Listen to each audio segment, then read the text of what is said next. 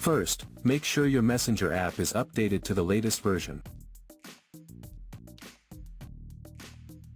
Then open the app.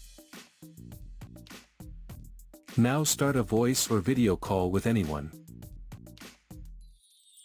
Noise suppression only works during an active call, so you need to be on a voice or video call to use this feature. Once the call is connected, tap the three dots in the top right corner to open the call settings.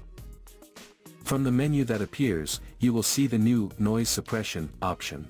If you don't see it yet, don't worry, Messenger rolls out new features gradually, so it may take some time before it becomes available on your account. Now tap it to turn the feature on.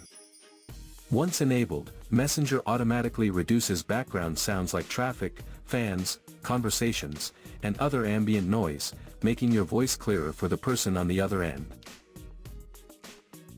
So that's how you can enable and use the new noise suppression feature in Facebook Messenger.